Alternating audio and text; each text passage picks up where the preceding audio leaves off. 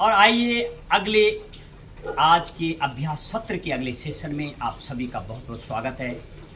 और भारत में पहली बार सर्वधर्म भारतीय संविधान ज्ञान सप्ताह यज्ञ एवं साप्ताहिक परिचर्चा जो हम खास तौर पर करने जा रहे हैं, उसका अभ्यास सत्र में आज हम लेक्चर 2 में आपको ये बताने का प्रयास करेंगे। कुछ तारीखों का हम खास तौर पर जिक्र करेंगे, किस तरीके से जब संविधान का निर्माण होता है।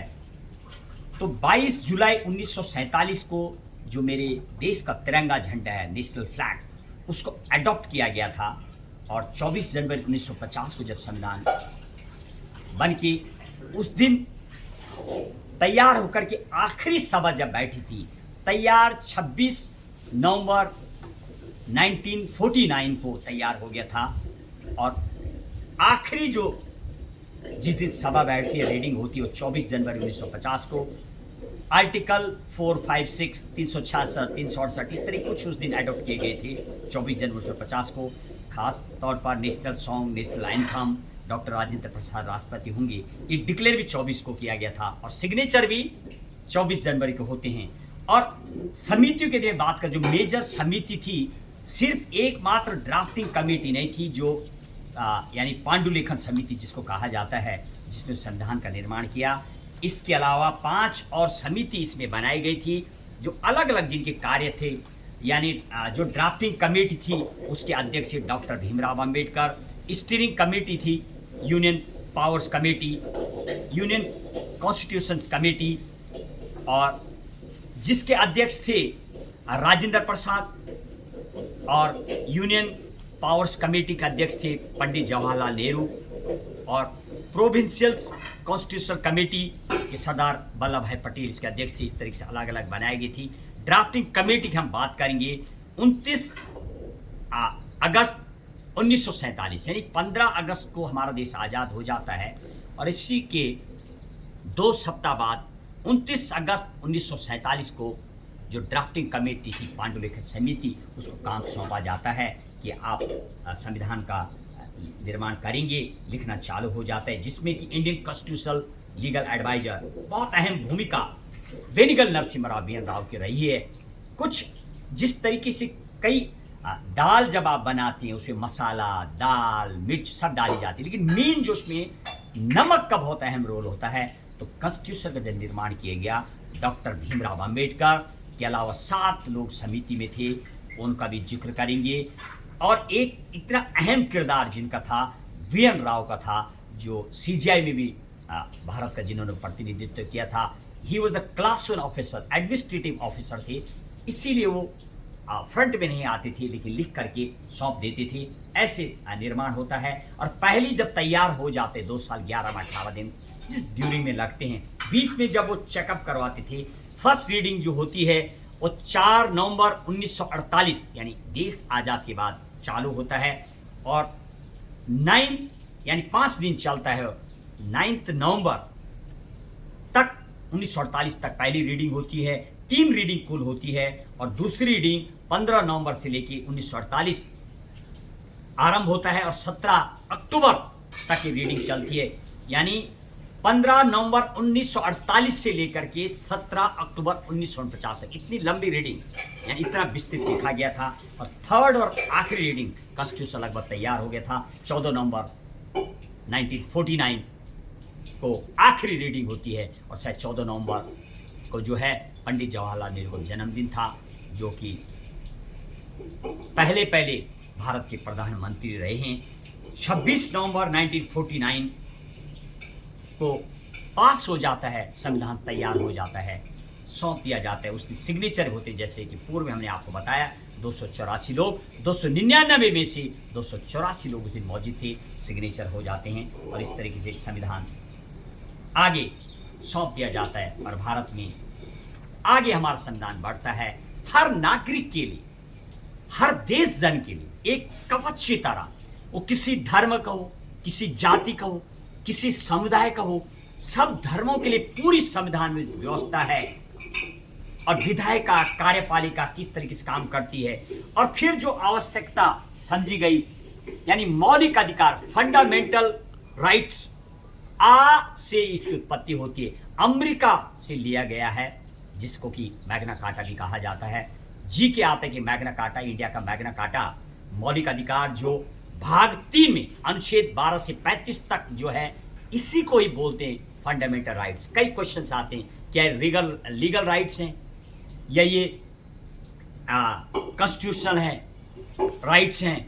तमाम चीज़ों को विस्तृत बताएंगे आपको। अमेरिका से लिया गया था। और मैग्ना कार्टा की जैसे मैं बात कर रहा, मैग्ना कार्टा एक जब ब्रिटिशर्स का राज हुआ था 1215 में, एक ऐसी सोच उस जमाने 1215 में अंग्रेजों के द्वारा बनाई गई। कुछ लोग थे जो सरकार को सपोर्ट करते थे, सरकार को टैक्स देते थे, सरकार को बनाने अहम भूमिका होती थी। उनके लिए एक ऐसा बिल और एक ऐसे विधेयक लाया गया कि सरकार उनको नहीं छेड़ेगी और उनको ये राइट दिया गया, उनके कुछ अधिकार फिक्स कर दिए गए। उसी को मैग्ना कार्टा बोला जाता है। और जब 1789 में अमेरिका जब स्वतंत्र होता है, तो उस दौरान अमेरिका के अपने 7 आर्टिकल तैयार किए थे और उन्होंने एक ही दिन 10 अमेंडमेंट यानी लाया था। और बताएंगे आज हमारा जो संविधान है, हमारे जो कानून हैं, वो फेडरल हैं, बीचों बीच बने। कई देशों के संविधानों से हमारे संविधान को निर्मित किया गया, क्योंकि उसमें ये व्यवस्था थी, हम किसी से भी संविधान ले सकते हैं। हम जिसकी बात कर रहे हैं यानी 12 से 35 तक जो मौलिक अधिकार है, उस पर हम चर्चा करेंगे। कुल मिला के 7, जब देश आज़ाद हुआ था, जब संविधान का निर्माण किया गया था, तो 7 राइट्स थे हमारे, फंडामेंटल राइट्स। और उसके अलावा 1976 में जब इंदिरा गांधी प्राइम मिनिस्टर थी, फंडामेंटल ड्यूटीज़ भी लाई गई। ऐसी आवश्यकता महसूस की गई कि भैया जब आपको मौलिक अधिकार दिए गए हैं, मूल अधिकार दिए, कुछ ऐसे जो कोई भी जिसका हनन नहीं कर सकता, सरकार नहीं छीन सकती है, तो 1976 में 42 अमेंडमेंट, मिनी कॉन्स्टिट्यूशन जिसको कहा जाता है, उस दौरान रशिया के संविधान से लिया गया 11 जो है फंडामेंटल ड्यूटीज़ अभी हैं, कुछ इस तरीके से बनाए गए ताकि हमारे नागरिकों के लिए कुछ यानी जो कुछ ऐसे फर्ज भी हमारे हों। फर्क सिर्फ ये है, फंडामेंटल राइट्स को आप चैलेंज कर सकते हैं। आर्टिकल 32 के अधीन आप सीधे सुप्रीम कोर्ट का दरवाजा खटखटा सकते हैं, हाई कोर्ट में भी आप जा सकते हैं। 2 to 6 एकमात्र फंडामेंटल राइट्स का जब हनन होता है, तो आप सुप्रीम कोर्ट में अपनी अर्जी डाल सकते हैं, उस पर सुनवाई होती है, 24 घंटे होती है। अब सोचने के विषय की और ये है कि उसमें एक DPSP, directive principle of state policy, राज्य के लिए कुछ ऐसे नीति निर्देशक तत्व बनाए गए कि राज्य किस पे काम करेंगे, यानी गरीबों के लिए कुछ एक्ट बनाए जाएंगे, देश को जो बराबर लाने के लिए क्या किया जाएगा। तो ये पिछले 70 सालों और 75 साल के बीच में देखा जाए तो ये बराबर बहुत डिबेट बना रहा है, एक ऐसा डिबेट चलता रहा है कि क्या DPSP ज़्यादा अहम है या फंडामेंटल राइट्स। दोनों की अपनी भूमिका है, इस पर भी कुछ टाइम बाद चर्चा करेंगे। और ख़ास तौर पर जो 7 राइट्स थे, उसमें से जो छठा राइट्स था राइट फॉर प्रॉपर्टी, यानी पहला जो है right to equality. 14 to 18 article, एक एक आर्टिकल को तोड़ेंगे, बताएंगे क्या है 14, क्या है 15, क्या है 16। और यानी स्वतंत्रता का अधिकार, समानता का अधिकार, right for freedom, right against exploitation, शोषण के विरुद्ध अधिकार, right for freedom of religion, धार्मिक स्वतंत्रता अधिकार। हम किसी भी धर्म को कभी भी अपना सकते हैं, कोई भी धर्म आप अपना सकते हैं। Article 25 to 28। और right for culture and education, उसके लिए भी संस्कृति और शिक्षा को लेकर के 25 to 28 उस पर हम खास चर्चा करेंगे। कई लोगों का कहना होता है कि मिशनरी में ये सब क्यों चलाया जाता है, धार्मिक संस्था, धार्मिक मंत्र क्यों बोला जाते हैं। जब राइट तो फ्रीडम ऑफ रिलीजन की बात आएगी, या राइट फॉर कल्चर की बात आएगी, उस पर खास चर्चा करेंगे। राइट फॉर प्रॉपर्टी 44 अमेंडमेंट में 1978 में इसको शिफ्ट किया गया 301A आर्टिकल में, इसको एक लीगल राइट बनाया गया है, क्योंकि फंडामेंटल राइट्स जो मौलिक अधिकार होते हैं उनकी बहुत अहमियत होती है। इसलिए 44 अमेंडमेंट में 1978 में एक मौलिक अधिकार जो हमारा था एक कम कर दिया गया, यानी उसको लीगल में बनाया गया। राइट टू कॉन्स्टिट्यूशनल रेमेडी, संवैधानिक उपचार जिसकी मैं बात कर रहा था, आर्टिकल 32 में आप डायरेक्ट सुप्रीम कोर्ट और हाई कोर्ट में 2 to 6 में आप अपनी गुहार लगा सकते हैं और आपको पूरी सुरक्षा देने के लिए सुप्रीम कोर्ट अपनी एडवाइजरी जारी करता है। आगे खासतौर पर अब हम इन अनुच्छेदों का खासतौर पर आगे वर्णन करेंगे। 14 आर्टिकल इक्वलिटी, एक समानता का जो अधिकार है, किस चीज में समानता है, एजुकेशन अलग अलग होती है, उसमें जो पहला है वो क्या है। इसके बाद हम हर एक को अब कुछ वर्तमान में कुछ चीजें हैं जिस तरह के आर्टिकल 19 में खास हम बताएंगे। तिरंगा को पहले 2000 यदि मैं 19 आर्टिकल की बात करूं तो 2004 में और 2005 में खास अमेंडमेंट हुई जब हमारे देश के राष्ट्रपति अब्दुल कलाम थे और प्रधानमंत्री अटल बिहारी वाजपेयी थे। खासतौर पर अब्दुल कलाम की बात करेंगे।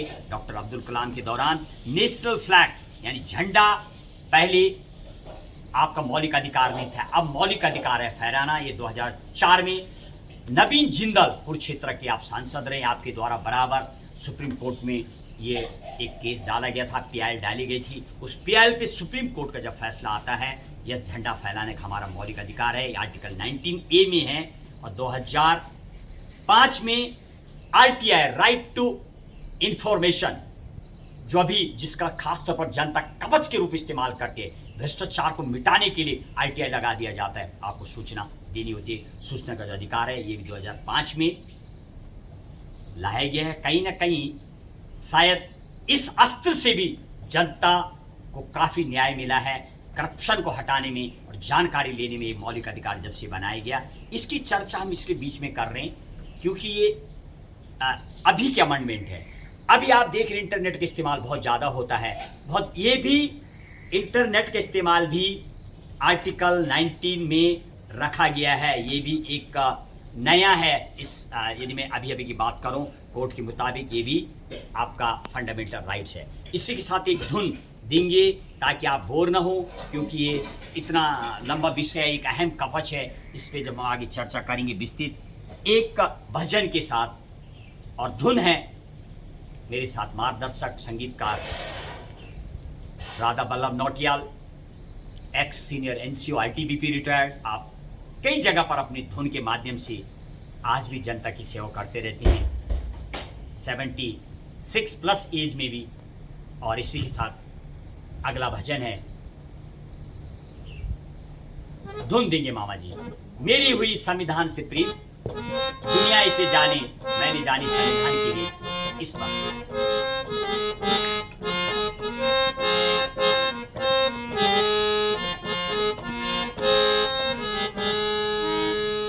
मेरी हुई संविधान से प्रीत, दुनिया इसे जाने, मैंने जानी संविधान की रीत, दुनिया इसे जाने।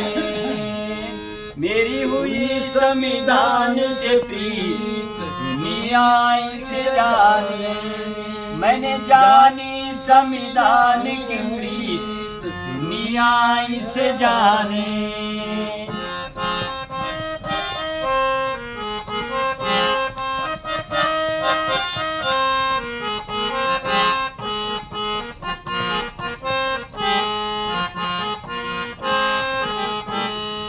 जन्म हुआ है मेरा जब से, जन्म हुआ है मेरा जब से, साथ दिया संविधान ने तब से, साथ दिया संविधान ने तब से, हुई अधिकारों की जीत, दुनिया इसे जाने, हुई अधिकारों की जीत, दुनिया इसे जाने।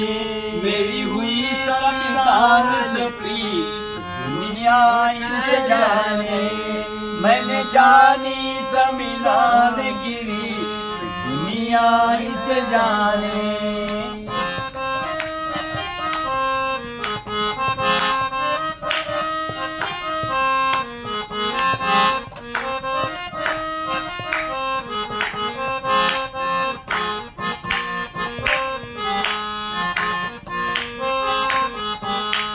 राज्यसभा लोकसभा सदनों में, राज्यसभा लोकसभा सदनों में कानून बनते इन भवनों में, कानून बनते इन भवनों में, राष्ट्रपति के हस्ताक्षर उन पन्नों में, उच्चतम न्यायालय निर्णय समीक्षा आओ जाने, उच्चतम न्यायालय निर्णय समीक्षा आओ जाने, मेरी हुई संविधान से प्रीत दुनिया इसे जाने, मैंने जानी संविधान की रीत दुनिया इसे जाने।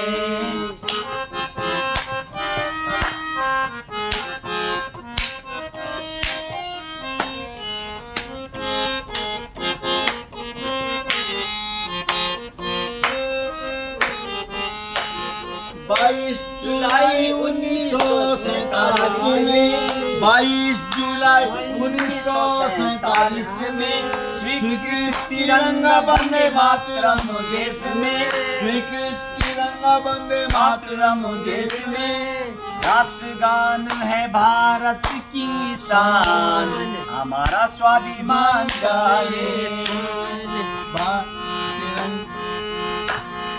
वंदे मातरम है भारत की शान, आओ इसे गाने, मेरी हुई संविधान से प्रीत दुनिया इसे जाने, राष्ट्रगान है भारत की शान, आओ इसे जाने, मेरी हुई संविधान से प्रीत आओ इसे जाने, मैंने जानी संविधान की रीत दुनिया इसे जाने।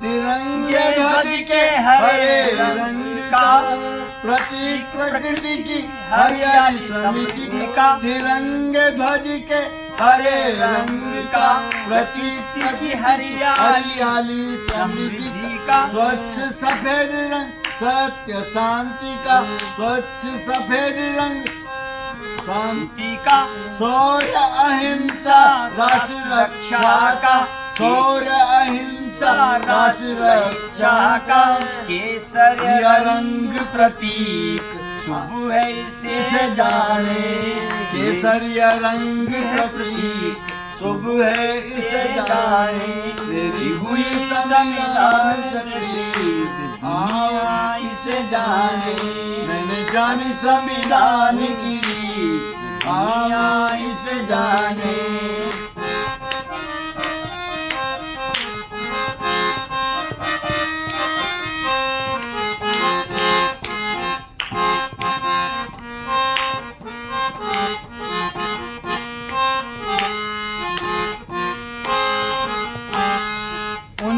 इक्यावन में नवीं सूची से, 1951 में नवीं सूची से देश हुआ मजबूत, भूमि सुधार कानून से देश मजबूत हुआ, सुधार हुआ देश मजबूत, भूमि सुधार कानून से नवीं सूची हेतु नहीं है कोई समीक्षा का प्रावधान, समझो इसे जाने, मेरी हुई संविधान से प्रीत आओ इसे जाने, मैंने जानी संविधान की रीत आओ इसे जाने। और इस भजन के माध्यम से हमने बताने का प्रयास किया है कि 22 जुलाई 1947 को तिरंगा को अडॉप्ट किया गया था। इसके अलावा जो हमारा तिरंगा है, सफ़ेद रंग का जो प्रतीक है क्या है, हरे रंग का प्रतीक क्या है, केसरी रंग का प्रतीक, तमाम अपने भजन के माध्यम से आपको बताया। और 1951 और जब 52 में जब चुनाव पूरे हो गए थे तो देश में खास तौर पर एक जब देश को आगे बढ़ाना था, कई लोगों के पास ऐसी असमानता थी कि कईयों के पास 3000 एकड़ जमीन थी, किसी के पास 500 एकड़ जमीन थी। इसको बांटने के एक लैंड एक्ट यानी भूमि सुधार कानून लाया जाता है और उसी के लिए एक नई सूची तैयार की जाती है, ताकि नई सूची पे हम खास आगे चर्चा करेंगे। जब नई सूची में कोई कानून चढ़ा दिया जाता था, कोई बात लिख दी जाती है, तो उसका रिव्यू नहीं होता था, यानी सुप्रीम कोर्ट या किसी को भी उसमें दोबारा समीक्षा करने का कोई अधिकार नहीं था। यही कारण है कि नई सूची तैयार की गई थी। आगे हम चर्चा करेंगे अगले अध्याय में। अब हम फंडामेंटल जो मौलिक अधिकार हैं, एक एक अधिकारों के बारे में अपने अध्याय जब अगला चलाएंगे तो उस पर खास तौर पर बताएंगे। जय भारतीय संविधान, जय हिंद, जय भारत।